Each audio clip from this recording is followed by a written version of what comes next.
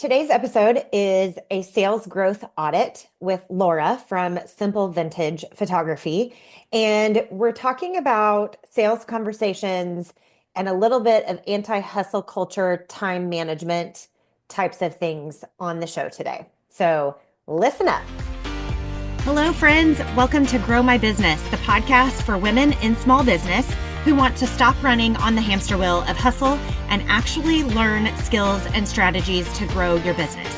I'm Dr. Lindsay Fletcher, your sales doctor, and if you stick around long enough, I'll help you develop the sales skills and strategies you need to actually grow your business without sacrificing your family, friends, or faith. In this show, you'll get the best, time-tested, real-life advice on sales, strategy, and time management. And I'll teach you how to work smarter, not harder, so that you can live the life that you dream on. So hold on tight, friend. We are going to accelerate your growth together. Let's go. Okay, so welcome to the show, Laura. And Laura is with Simple Vintage Photography. And I'll let you kind of introduce yourself and we'll go the direction you want to go. Fantastic. Lindsay, thanks so much for having me. I am really excited about this conversation because I am a longtime photographer, but short-time business owner. My business, I've been in photography since 2006 when I took my first class, started in a darkroom, but my business is sort of a baby. So I started 3 years ago this March, and the first 2 years I just said yes to everything. And then about a year ago, boom, I found my niche. I found exactly what I'm supposed to be doing. And the last year has been absolutely fabulous. And I love that you've been talking lately in episodes about like moving away from hustle culture, because I definitely feel that's where I'm headed in 2025, saying yes to the type of photography that I am absolutely hardwired for, which is brand photography, which is equal parts strategy and artistry, because I'm not just creating pretty pictures. They should be purposeful, ROI driven images. And that takes a very special type of photographer. I really feel like I solve people's problems, specifically solopreneurs who are having Okay. to do their own marketing. But now that I want to do more of this type of photography, I need to hold some boundaries around my time. I can't hmm just be saying yes to all the things. And I hmm also need to know where's the best use of my time, what rooms should I be in?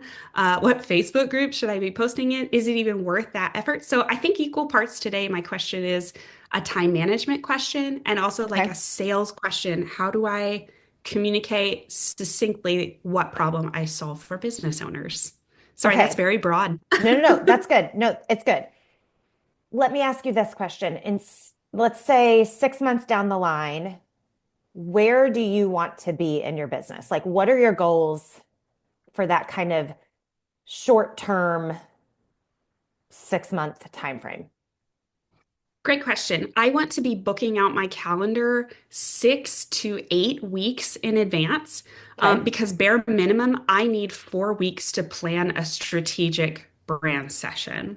Gotcha. So I think probably a big piece of my communication and a part of my sales pitch needs to be letting people know, if you want a strategic brand session, you have to book that in advance. And that takes a Yes. lot of education.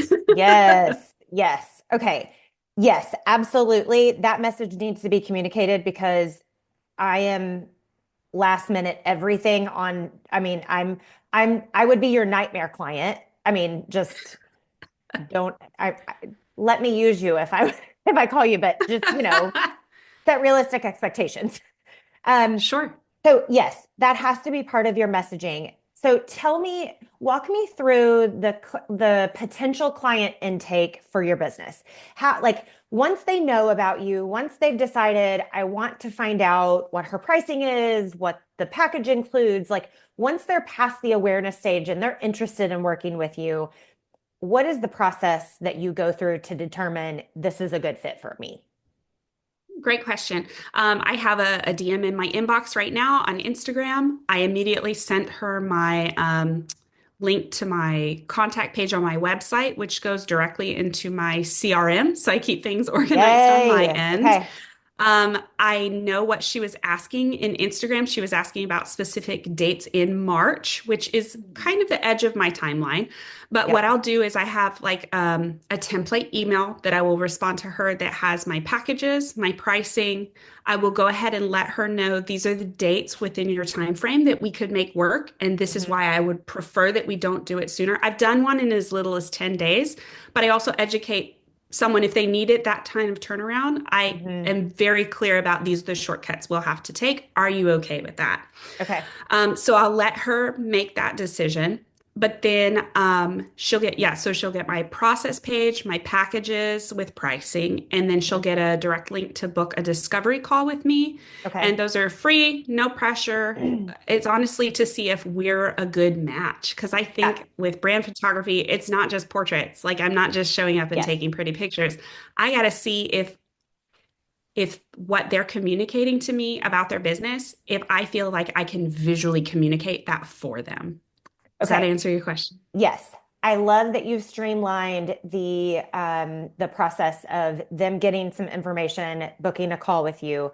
I'm wondering, have you tried it the other way around where they book the call first, you have the conversation, and then they get the information? I'm just curious. Um, No, mostly because I know with my time and the age of my Hmm. children and because I'm part-time, you can call it a boutique agency. Like if you Sure. want to call it that. But really I'm very limited on the amount of time I can do this right now. I feel like if they see the packages, they see the pricing, they Pricing see what all it that weeds includes, out.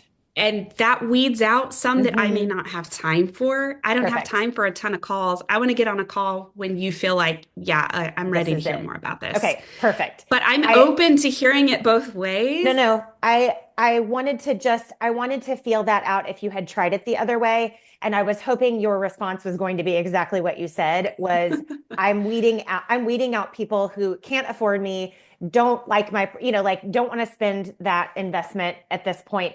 I think that's a really good use of your time in like weeding down, once you get them into your funnel, weeding them down Yeah, into these people are actually serious and these are the ones that get my time. So, yes, sure. perfect on that.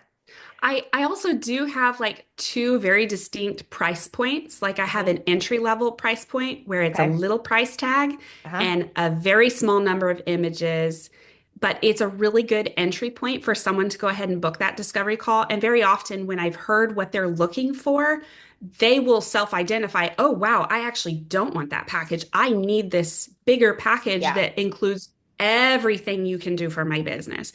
So Right. sometimes I do have that opportunity to, I hate to even call it upsell, but like you say, solve No, their problem that they're that's like, oh my gosh, yeah, I hate marketing. I wish I just had a huge gallery of images that I could pull from anytime I needed to make a post. It's like, well, we can do that, we can but do it's that. up to That you. solves that problem, right? Like Yeah, I mean, upselling is wonderful when you're solving their problem, when you identify that's what they need, right? So, great job on that. Okay, so um let's talk a little bit about your sales conversation. Once they've booked the call with you, walk me through that conversation.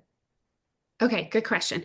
Um, I'm so bad. I have a script because I get kind of nervous. I'm an introvert, so I get kind That's of weird okay. on calls sometimes. But my big rocks that I want to hit on a call is just I want to hear more about their business. Like Hmm. explain it to me like I'm a 5-year-old. What do Yeah. you do? How do you help people? Then I tell them about my process for how I create strategic imagery, just so they kind of have a little peek inside my brain and what that looks like. And then the third part is I really want them to say for themselves, like, okay, you're 6 months down the road. You've had your brand photo shoot. You have the images in hand. What does success look like for you? And have them kind of paint that story.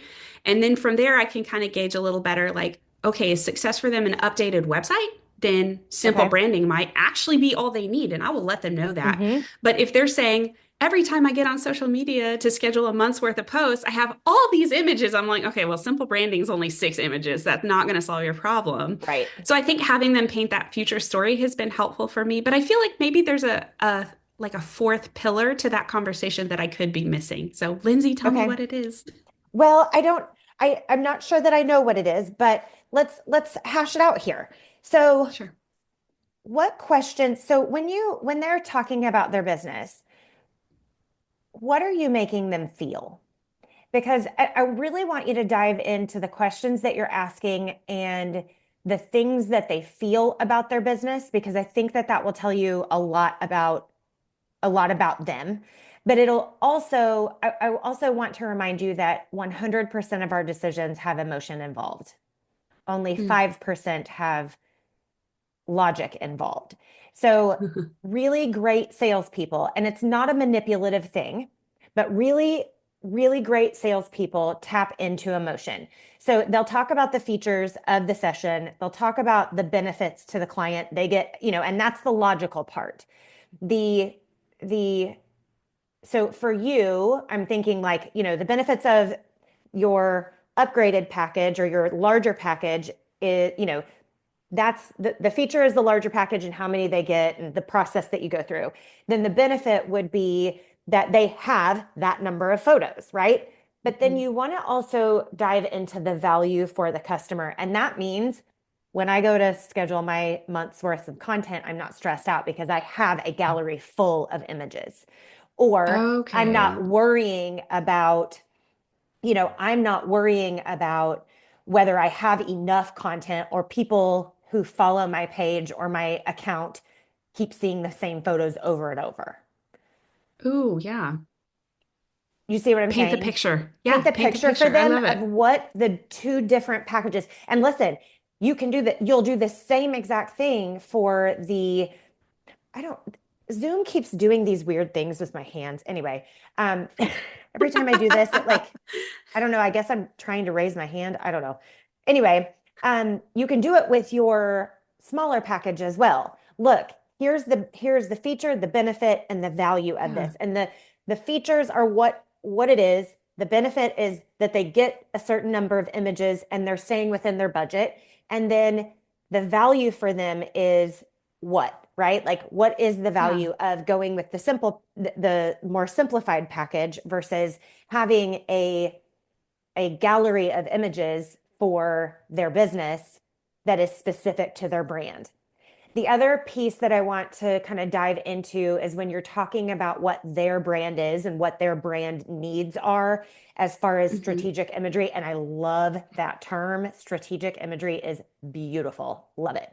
Yes. Um, I want you to dive more into the emotion of that as well. So, what do they Okay. want their customers or their potential customers to feel about their brand? So Ooh, yeah. for an electrician, they're going to want them to feel they're going to want to feel safe and secure and trustworthy and they work with integrity. So what do their customers how do they want their customers to feel from seeing the images that you are providing for them through these brand sessions? Yeah. Oh, I love that. Yeah, because that's a question I already ask. I ask it on my like detailed questionnaire, and Hmm. but that's an onboarding form. And if Yeah, I just take that one question and put it in a move discovery it. call, then I can personalize that a little bit more for their business. I love Yeah. that. Yeah. And I think if they start thinking in terms of what their customers also like you're kind of teaching them to sell too, right? Like Yeah. like these photos help sell your brand to the public. Go back to the electrician, right? Like we want strong, we want safe, we want secure, like whatever emotions or feelings they want their customers to have. You need to know that so that you can pull that into their branding session. And then you can dive in a little bit more on here's how I envision us doing this. And a lot of your conversations are going to be off the cuff and kind of you're going to be generating ideas kind of in the process of this conversation in your discovery call, but it gives them an insight into working with you and how you process what they're telling you and how you take that in and then make that into their their brand package and their strategic imagery. I love that. Yeah. So I'm taking notes. No, you're good. Yeah. Take all the notes you need. Fantastic. So at what point in the call would you ask them? that question, like, what do you want your customers to feel about their brands? Would you just seamlessly kind of put that in when I'm saying, like, describe, tell me about your Hmm. business and then follow that up? Okay, well, when Hmm. someone encounters your brand, how do you want them to feel? What are Hmm. some words that come to mind? Like at Right. that point in Yep. the conversation? Yep. Would you do Absolutely. that before I talk about my packages? Hmm. Okay, love Yep. that. Yeah, because then you can use what they say then to explain how you're going to develop the process for their brand. Okay, paint the picture. Yeah, okay. Paint the picture for them. All right. Awesome. Okay, let's go back to the anti-hustle thing that you talked about earlier. Yeah. Dive into that a little bit more for me. Ooh, I think I've mentioned this before, an Enneagram 3. So I'm a performer. I want to Hmm. do all the things. I Hmm. have all the degrees on my wall because I Oh, just girl. can't stop. Same. But and I love it. And I also recognize that I'm gonna blame Bluey here. Have Okay, you do seen it. Bluey, the Yes, episodes, we love TV show? Bluey. Okay. Mhm. Yeah, it gets me every time. Uh, My kids will not want to sit on the couch and watch Bluey with me forever. And Right. for the last, my oldest is 7.5. I'm not the Hmm. mom that sits on the couch with their kids and watches Bluey. But since probably the last 3 or 4 months, and definitely since the first of the year, I have made an intentional effort to say this season is so ridiculously short with my kids. My youngest is only 20 months old, like she's not even Hmm. 2. And this is going to fly. So, what does it look like to have the business that I love that fills me up? Because I'm a better mom if I keep working, Hmm. but Same. that doesn't mean I have to work full time while my kids are this young. So, how do Hmm. I have a business that I love that fills me up, doing especially these brand sessions that, oh my gosh, I just come home on fire and so pumped. I just like it.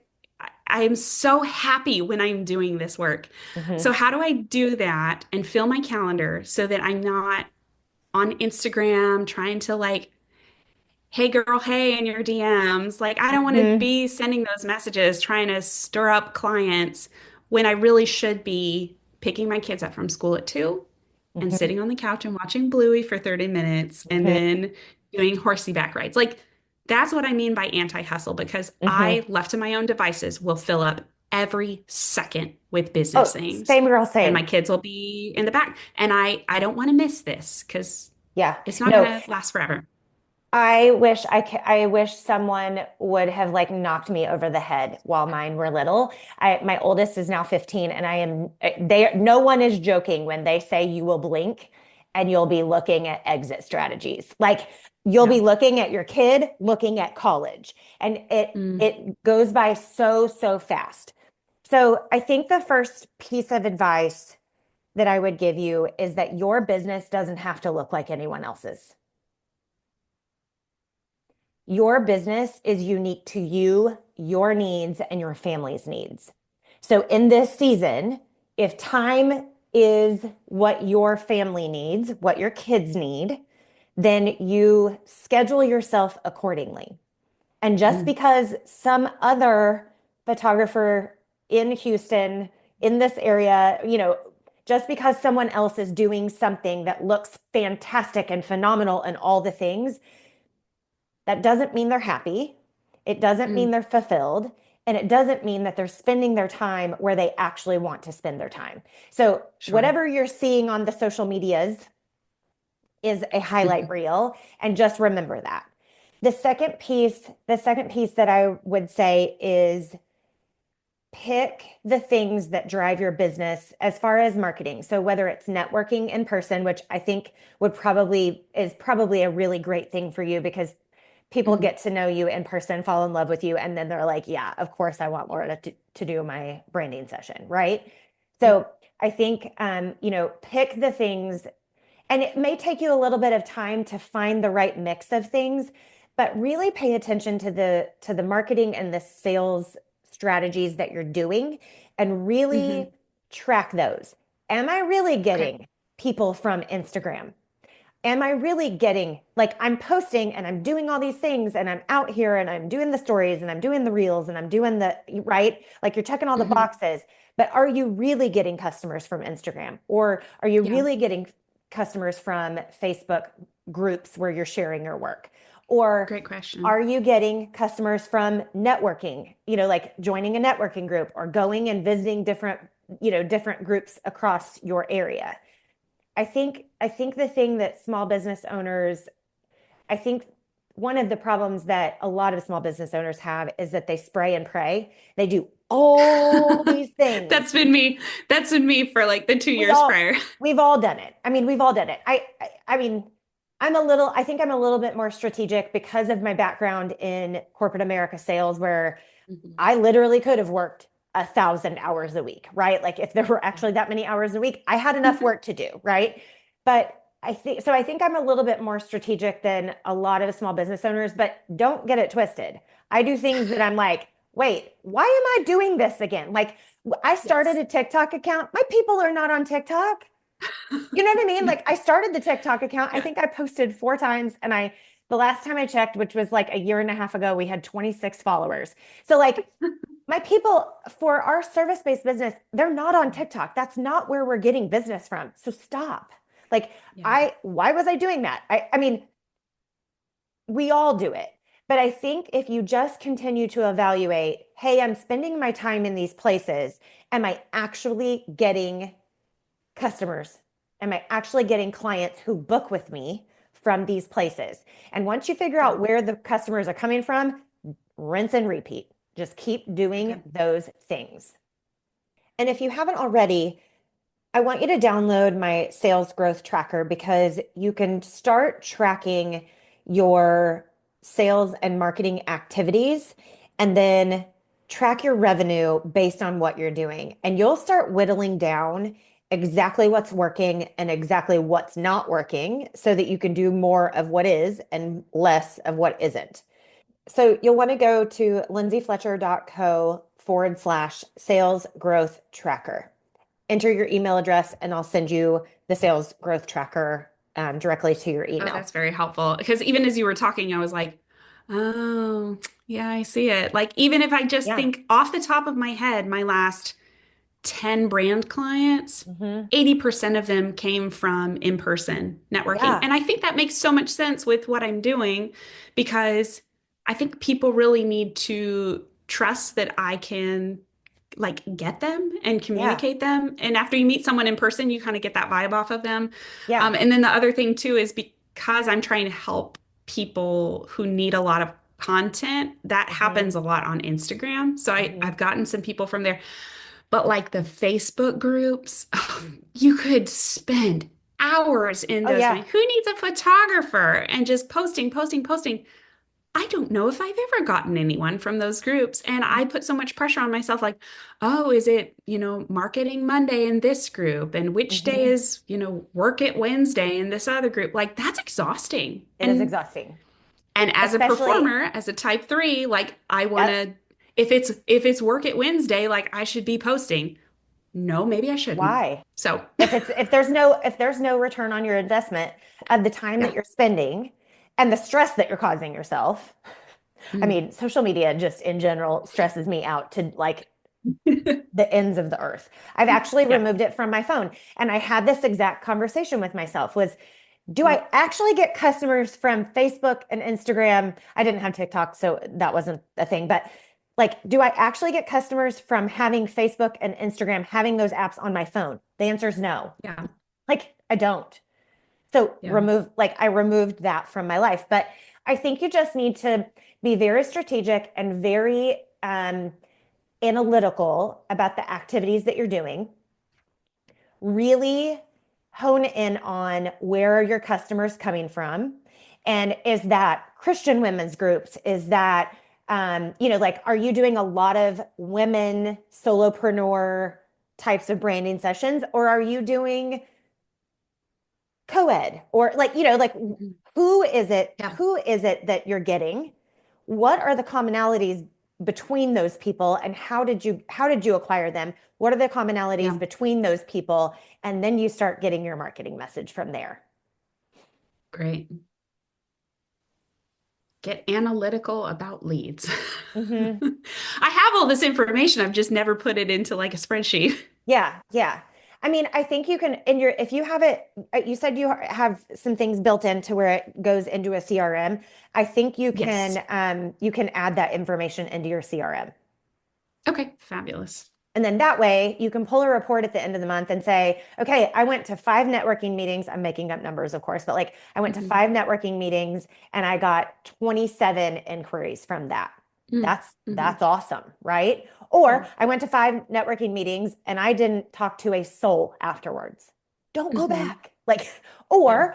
or is that a place that you need to develop those relationships and people aren't just, like that maybe Yeah. they were groups that you need to be there more than just once, or you Yeah. need to show off your work to this group. You need to show them, hey, look at this branding session I just did. Get out your phone and show them that, show them the photos. Like these are the hmm things she said she wanted. Tell me what you feel from these. If you were looking for this person's service, tell me what you feel. That's exactly what we did.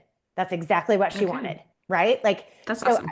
I think in those conversations, in those in-person things, you can really ask the right questions and get them Hmm to tell you what they think about the photos, what they feel about the photos, and then when they, like when those two things meet and are aligned with what your client said, then you've hit gold. I mean, you just struck gold there.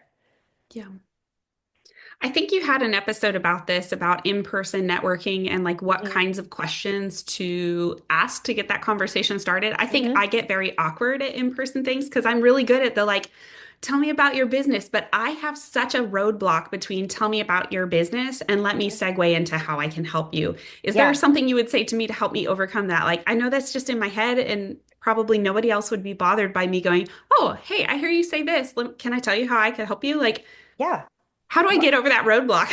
No, I think too, your approach when you go to your discovery calls, use that same approach to the networking meetings that you're going Okay, to. yeah, yeah, yeah. Have some questions that you have canned. And this is like, this is how I would tell anyone to prepare for any meeting, regardless if you know the person or not, if you know the group or not. Like, reach out to the leader if you don't know who's in the group. Hey, who's in this group? What types of businesses are there? Could you introduce me to XYZ types of businesses, what if there are any in the room? But really get some canned questions that you want to ask people, like, hey, when was the last time you had branding photography done? Or, Mm, whatever those questions, they'll come up organically, and you'll be able to say them in a way that's authentic to you. I'm not going to tell you here is the question to ask and how to ask it and what the words are, right? I don't teach scripts because I don't sound the same as you. You're not going to say mm, things the mhm. same way that I will, right? But I think if you have some canned questions ready, you'll be able to ask those in person and you'll feel a little bit more prepared for those conversations. Awesome. That's super helpful. Yeah. Okay. Are we good? That's fantastic. I took a lot of Okay. notes. Thank you so Okay. much, You're Lindsay. welcome. You're welcome. Please keep me posted and let me know how this is all going, and keep those boundaries, girl. Keep those boundaries. I Those will. babies will be 15 and 16 and looking at looking at their exit strategy from your home before you know it. So Oh my um gosh. I know it's wild. You literally blink and they're there. So I commend you for knowing, because I didn't know. I didn't Mm, recognize it. I didn't realize it. And I commend you for knowing that this season is very, very short. mm. And yeah, so I commend you for that. And I look forward to seeing all of the branding photography that you do. Tell everyone where they can find you and where you're located, and how to get in contact with you.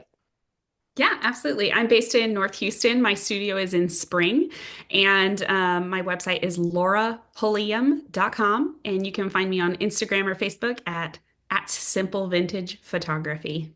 Perfect. All right. Well, thank you so much, Laura. Have a wonderful afternoon, and we will talk soon. Thanks. You as well. All right, friends, that is a wrap on the sales growth audit with Laura from Simple Vintage Photography. Definitely check out her page. She does absolutely phenomenally beautiful work, and strategic imagery is what she's phenomenal at. If you'd like to schedule your own sales growth audit with me, it's a 30-minute call, no strings attached. I would love to schedule some time with you. I will drop the link in the show notes at the very top so that you can quickly get to that calendar link. Thank you so much for joining for another episode of the Grow My Business podcast. I am praying for you and I'm praying for your business, and I'll talk to you next time.